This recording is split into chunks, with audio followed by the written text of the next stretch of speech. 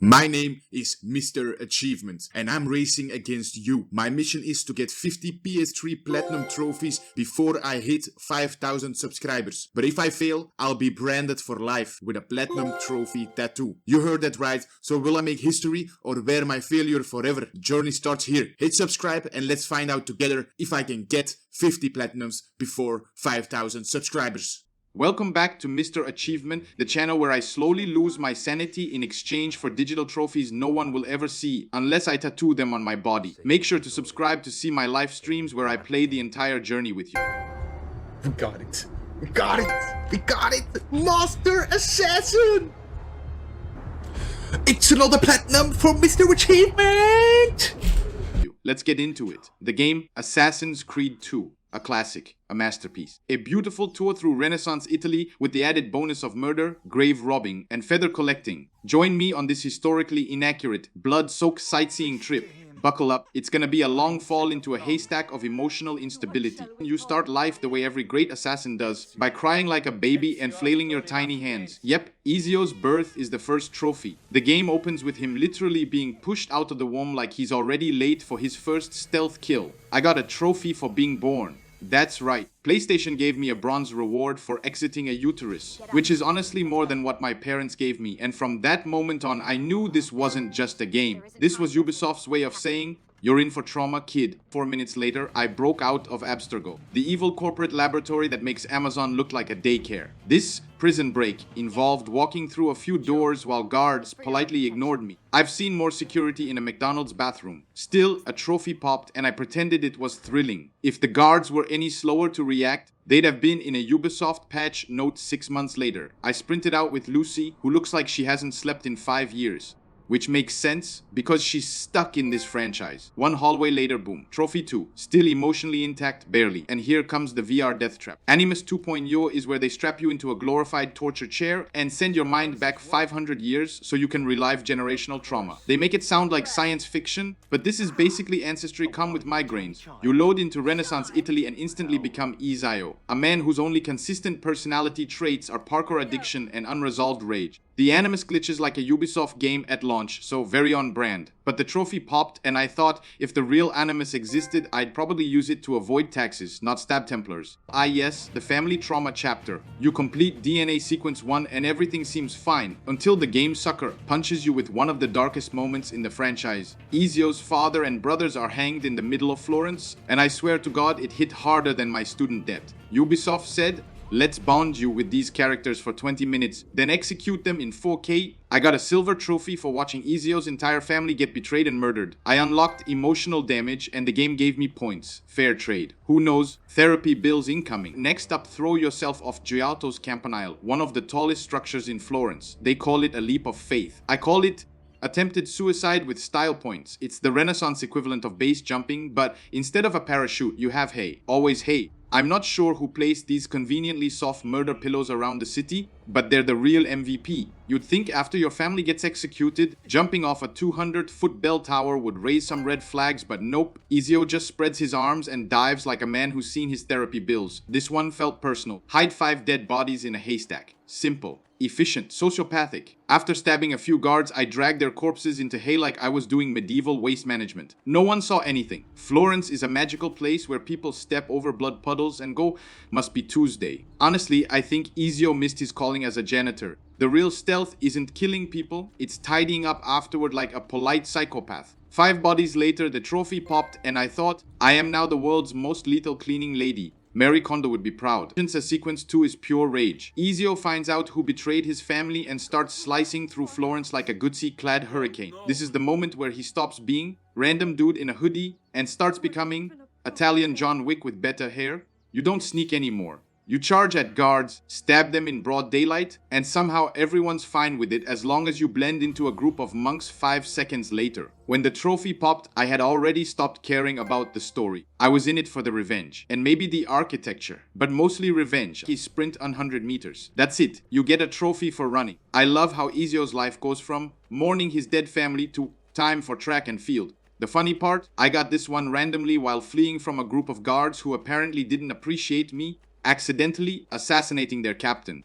If you ever need cardio motivation, just imagine 10 angry medieval men chasing you with swords while you're wearing 15 pounds of leather and unresolved trauma. That'll get your Fitbit numbers up real quick. Anyway, trophy unlocked. Ezio's officially an Olympic sprinter. I'm officially out of shape. Sequence 3 is titled Exit the Sun, which sounds like a rejected Shakespeare play, but really it's just Ezio hitting the next milestone on his Dead Dad, Mad Lad tour through Italy. At this point, I stopped reading mission briefings. The goal? Kill. The method? Parkour and petty rage. The best part, you can stab someone, hide in a bush, and suddenly you're not a suspect anymore. I wish real life worked like that. The trophy popped after a few dramatic cutscenes, and I realized Ezio's story arc was less hero's journey and more revenge PowerPoint. But hey, progress is progress. Upgrade a building in the stronghold, because nothing says, I miss my family, like investing in Florentine real estate. I dumped thousands of florins into a local doctor's office and a brothel in that order. Got the achievement and a lecture from my conscience. Apparently, your villa's economy depends on how many shops you renovate, which means Ezio is technically an assassin and a landlord. No wonder people hated the Auditor family. I didn't even upgrade the blacksmith because I was too busy dyeing my clothes to look edgy. The trophy popped and my villa was still a dump. Story of my life. This one takes you into a dark crypt beneath Santa Maria Novella, where Ezio does his best impression of a parkouring Indiana Jones. You dodge spikes, leap over bottomless pits, and climb more walls than Spider-Man on espresso. The reward? A seal from some long-dead assassin and a room full of skeletons who had a worse day than you. I unlocked this trophy mid-jump, which felt poetic. A small reward for risking Ezio's ankles and my sanity. Honestly, this tomb made me question whether Ubisoft developers were paid per wall texture. So many bricks, so much death, so much platforming. Complete sequence 4, which should have been called Red Wedding Italian Edition.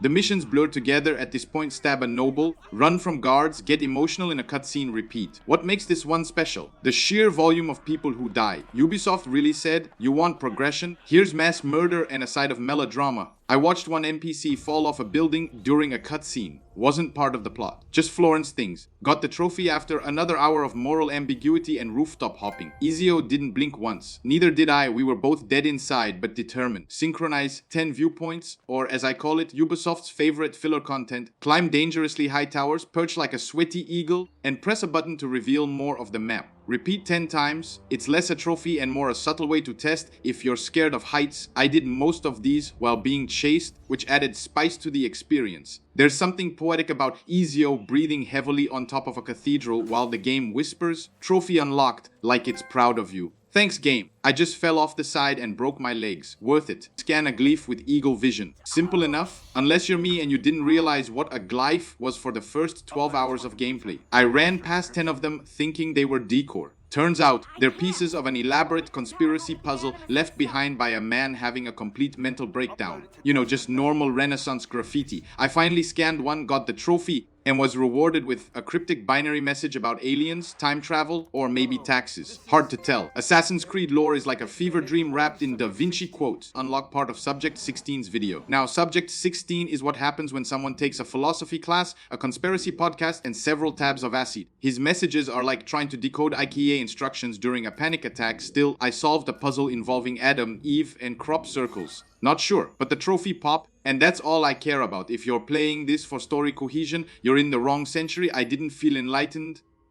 I felt like I needed an aspirin. At least Ezio seemed unaffected. Probably because he doesn't have to solve these himself. Sequence 5. You know what that means? New city, new enemies, and more people to stab while pretending to be a devout Catholic. This sequence introduces even more betrayal, because apparently Florence is just medieval Game of Thrones. I started losing track of who was a Templar and who was just a jerk with a sword. One thing's for sure, Ezio doesn't discriminate. If you look suspicious, he'll stab first and apologize never. Trophy unlocked after some rooftop chases and one very awkward conversation about politics. If this was school, I'd be failing history. But in this game, I'm valedictorian of vengeance. Intercept a Borgia courier. I didn't even know couriers existed in this game until one ran past me yelling. Naturally, I chased him like a caffeinated raccoon, tackled him into a barrel, and looted him like a proud psychopath. Trophy popped. No context. No thanks. Just vibes. It's moments like these that remind you Ezio is essentially the Renaissance's worst neighbor. You can't walk 10 feet without him assassinating someone, stealing your wallet, or throwing florins on the ground like he's making it rain. Sorry, courier. Wrong place, wrong time, wrong century.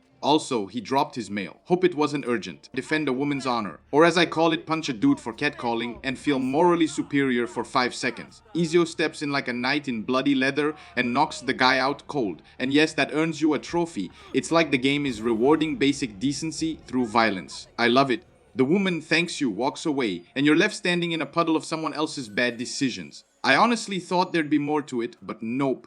You commit assault, the screen flashes, and Ubisoft claps. Welcome to Assassin's Creed, where justice is one punch away. Complete DNA Sequence 6. The title sounds like a Tolkien side quest, but there are no hobbits here. Just more Florentine corpses and a growing suspicion that everyone in Italy is either a Templar or an idiot. This sequence had Ezio bouncing between murder contracts and moody monologues like he's in a Renaissance soap opera. The mission design gets repetitive here, like Ubisoft copied and pasted its own homework. Stab, run, blend, cutscene, rinse, repeat. Trophy popped, and I honestly couldn't tell you who died. Might have been a cardinal, might have been a tailor. Either way, Ezio didn't care. Neither did I. Complete training and re-enter the Animus. The modern day stuff is back, and Desmond looks like he hasn't had a meal or a personality since the first game. You walk around a warehouse, listen to tech mumbo jumbo, then strap yourself into the Animus again because reality is just too boring. This trophy made me realize Ubisoft was padding runtime harder than Netflix shows in Season 4. When I re-entered Ezio's body, I actually felt relief, which is saying something, considering how much murder was waiting on the other side. Still, trophy unlocked. My brain was bleeding. I guess that's the point. Sequence 7, Venice. A city of romance, beauty, and casual homicide. This place is gorgeous, and Ubisoft knows it. They want you to admire the view while silently stabbing merchants. Ezio strolls in like he's on vacation, but within minutes, I'm drowning guards in canals and pretending it's justified. The missions here include boat chases, gondola jumps, and listening to people say Ezio 400 times. The trophy popped after I assassinated some nobleman whose name I already forgot. He had it coming, they all do. Ezio doesn't keep score, he just keeps swinging. Meanwhile,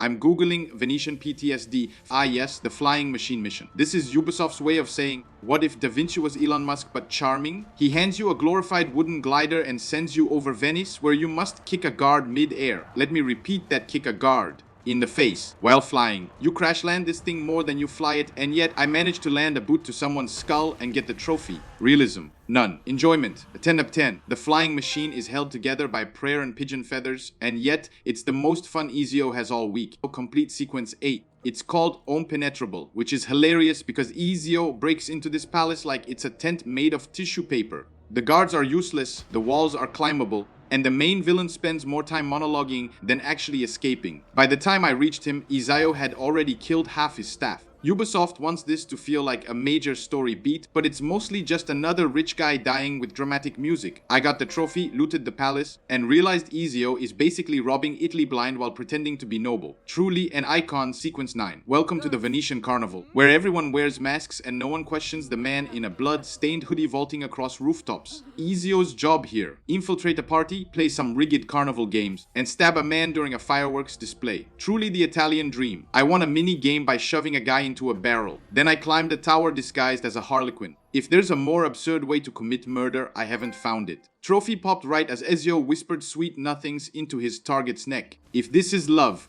I'm terrified. Complete sequence 10 and meet Bianca, your new lover. Just kidding, it's a crossbow. That's right, Ezio falls in love with a weapon. And honestly, I get it. Bianca is reliable, deadly, and doesn't interrupt you with exposition. Sequence 10 ramps up the violence while dialing down the logic. By now, Ezio's kill count rivals the Black Plague. The story's unraveling fast, but Bianca is here to comfort you with bolts. The trophy popped after another blood-soaked cutscene, and I could tell Ezio was tired. Not from guilt, from climbing every damn wall in Italy just to reach a balcony. Win a race against thieves. You'd think this would be a fair competition, but no, these thieves are on crack. They sprint, leap, and teleport like they've studied Sonic the Hedgehog's entire career. I lost 3 times before realizing I had to cut corners like a Formula 1 driver on probation. When I finally won, I felt nothing but hollow victory and early onset arthritis. The trophy popped and I gave the finger to a virtual thief. Honestly, if this game had a rage meter, it would have exploded. Never trust a man in a hood racing you for bragging rights. Sequence 11 is where things get weird. You're chasing ancient prophecies, deciphering vaults, and assassinating priests. The Vatican really let this man go on a stabbing spree like it was canon law. I fought off a dozen enemies inside a church, which felt sacrilegious even by Assassin's Creed standards. The moment Ezio pulled out the apple of Eden, I knew we had left historical fiction and entered full conspiracy meltdown. When the trophy popped, I wasn't even surprised anymore. Ezio is no longer just a man. He's a murder prophet with glowing fruit. Sure, why not? This game gave up, so did I. Sequence 14. Wait, what happened to 12 and 13? Don't worry, Ubisoft didn't forget. They just cut them out of the PS3 version. That's right. There are missing sequences. Plot holes. More like plot canyons. You chase Rodrigo Borgia into the final vault, fight him with fists for some reason, and then get lectured by a space goddess. It's the most Assassin's Creed ending ever. Punch a pope, talk to a hologram, fade to black, the trophy popped, and I just stared at the screen. I had questions. None were answered. But I had the vault and the void. Escape the hideout after the chaos. This trophy has you stumble out of a collapsing villa like someone leaving an Italian family dinner after mentioning politics. The Borgia are invading, everything's on fire, and Mario's dead. Yes, that Mario. It's a me, no more. He gets shanked, Ezio grunts emotionally, and suddenly you're fleeing with more unresolved trauma than a therapy convention.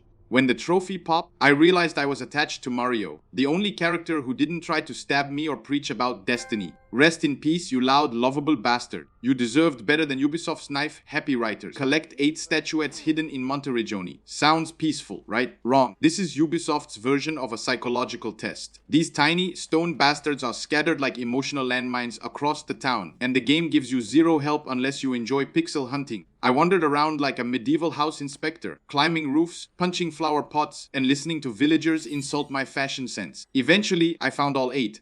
And for what? A trophy and an empty feeling in my chest. I unlocked it and whispered, I am the myth now. My girlfriend walked in and asked if I needed help. I do. Complete all subject 16 glyphs and unlock the full apocalyptic fever dream video. Turns out Adam and Eve were original assassins because why not? The video you unlock looks like it was made by a film student during a breakdown, grainy footage, cryptic messages, and running naked on rooftops. I'm not even joking. This whole side quest feels like conspiracy theory fanfiction mixed with Renaissance edginess. The trophy popped while I was still processing whether the apple of Eden is alien tech or a metaphor for tax evasion. Either way, 16 needs a hug, and I need a break from puzzles. Buy a painting in Florence and Venice. That's it. You give a few florins to some NPC art dealer, and Ubisoft calls you cultured. Meanwhile, Ezio has stabbed 100 people and hasn't washed his hands once. What do these paintings even do? Increase villa income? Hide blood stains on your wall? Who knows? I walked into the art shop, grabbed something that looked expensive, and left like I knew what I was doing. Trophy unlocked. Ezio is now an official Renaissance hipster with blood on his blade and Manette on his wall. Banksy would be proud. Dye your clothes with the wetland ebony and wetland ivory color schemes. First of all, those names sound like rejected perfume scents. Secondly, Ezio looked like he was about to start a jazz trio. I changed outfits and stared at him in the gear menu for a minute, wondering if fashion mattered when you're knee deep in corpses. It doesn't, but the trophy popped, so clearly style over substance wins. I walked through Venice in full emo mode, black hood, ivory trim, 1,000-yard stare, and for once the guards didn't attack me.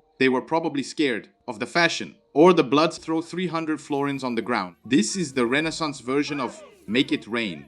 And Ezio does it like a man who's never heard of savings accounts. You toss money in the street, peasants scramble for it, and guards just watch. It's like GTA with less physics and more guilt. I threw coins while sprinting through Venice, watching the crowd dive like it was Black Friday at GameStop. Trophy popped after my 300th florin hit the dirt. I felt like a sugar daddy with abandonment issues. The people loved me, but my soul was gone. Worth it? Probably not. Tome time again. This one buried in the Rocca di Ravaldino. It's got puzzles, parkour, and the vague smell of death and Ubisoft crunch. This one took me a while, not because it's hard, but because the camera hates you. You leap across crumbling platforms like you're in Tom Raider's angry cousin, narrowly avoiding a glitch that sends Ezio into the void. Eventually, I reached the tomb, claimed the seal, and got the trophy. I whispered, never again, knowing damn well there were still more tombs waiting. Ezio's spine must be powder at this point. Mine definitely is. Your first assassination contract for Lorenzo de' Medici. Ezio's officially on the payroll now, murdering people in the name of justice and, let's be honest, vengeance with interest. These side missions feel less heroic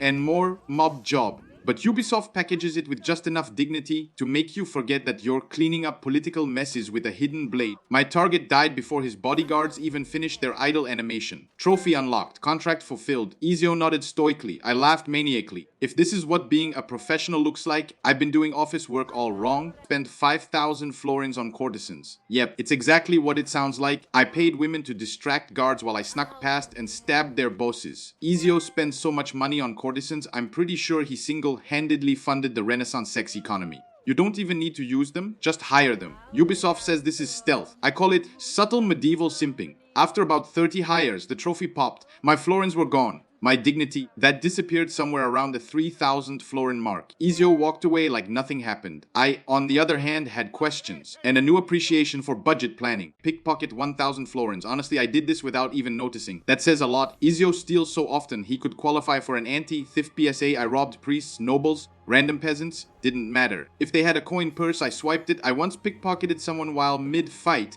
That's skill or madness. Possibly both. When the trophy popped, I was elbow deep in someone's wallet and had already looted 3 others. Ubisoft tries to moralize assassinations, but says nothing about robbing the entire population blind. But hey, the economy in Monteriggioni is booming. Coincidence? I think not. Collect all 100 feathers. This is the trophy where you stare into the abyss and the abyss hands you a checklist. The feathers are scattered across the entire map like emotional breadcrumbs, supposedly to honor Ezio's dead little brother. But let's be real, it's psychological warfare. These aren't just collectibles. They're a test of patience, sanity, and whether you'll Google fastest feather locations before launching your controller. When the final feather was collected, I stared blankly at the screen. The trophy popped. Petruchio's shrine lit up. I felt nothing. Just the hollow, whispering voice of Ubisoft laughing in the distance. Reach 80% of your stronghold's value. This one turned Ezio into a Renaissance real estate mogul. You pump money into the town and watch as it slowly upgrades from rat-infested hole to mildly gentrified villa. You buy art, open shops, and accidentally become the Italian Elon Musk. Trophy popped when I maxed out the blacksmith, tailor, and doctor. I stood on my fancy balcony, stared into the distance, and thought, this all began because some guards hung my dad. Now I'm collecting rent. Ezio's revenge story turned into Monopoly. I'm not mad, I'm just confused and very, very rich. This tomb is tucked away in Santa Maria della Visitazione. Translation: welcome to more parkour puzzles and sarcophagi. Ezio jumps through collapsing stone corridors while the camera has an existential crisis every time you move 10 degrees. I failed this tomb 3 times, not because it's hard, but because Ezio decided to leap off a ledge like a caffeinated goat. After finally reaching the end, the tomb rewarded me with a shiny seal and several blisters on my thumbs. Trophy popped, I didn't feel victorious, I felt betrayed by architecture. These tombs are less Assassin's Creed and more Assassin's Limbo. Next up, the tomb inside the Basilica di San Marco. And this one's a masterpiece in sadism. You navigate across chandeliers like you're auditioning for Cirque du Soleil while dodging guards and existential dread. The puzzle requires precision. I had none. Ezio flung himself into pews, walls, and disappointment. Eventually, I reached the tomb, and the game rewarded me with the seal and a trophy. I sat there, controller in hand, eyes twitching, wondering who built this crypt and why they hated joy. Whoever designed it probably worked at IKEA afterwards. This wasn't parkour. This was penance. Another tome, another nightmare. This one in the Domo, a word that now gives me anxiety. The route includes blind jumps, wall scaling, and ceiling beams thinner than Ubisoft's quality control. Choirs sing in the background while you die repeatedly. It's haunting. Fitting. Ezio reached the tomb with 1 health bar and 0 remaining patience. I unlocked the trophy and shouted, Hallelujah.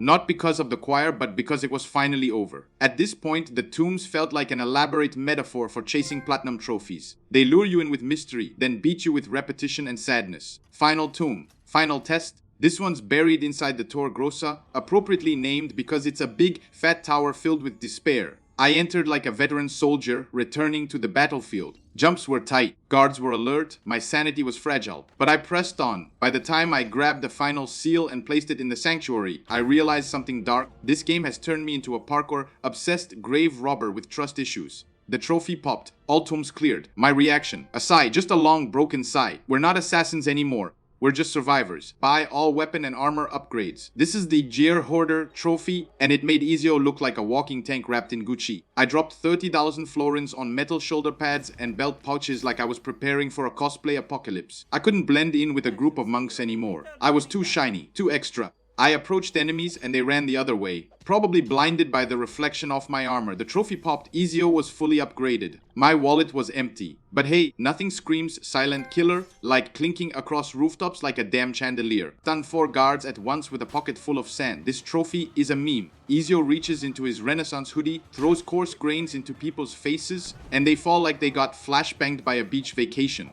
Took me 5 tries to get the spacing right. One time I stunned a civilian instead, who then called the guards on me. Amazing. When I finally got the trophy, I realized something horrible. This entire game could have been solved with sand. Forget hidden blades. Ezio should have opened a Home Depot. The deadliest weapon in Italy wasn't steel. It was landscaping material. Sweep 5 guards with a long weapon. This is Ubisoft's excuse to let you LARP as an angry janitor. I grabbed a halberd, ran into a group of guards, and started swinging like I was mopping up mistakes. Took a few tries, mostly because the guards kept dying before I could sweep them. Too efficient, Ezio? Dial it back. When I finally knocked down 5 at once, the trophy unlocked and I laughed out loud. I just won a bronze medal for medieval crowd control. Somewhere in a Ubisoft boardroom, someone said, "We should give them a trophy for this. That person deserves a raise." I perform an air assassination on a poisoned NPC. This one is surgical. First, you poison a guard and wait for him to stumble around like he just ate expired cheese. Then, you jump from above and land the killing blow mid-wobble.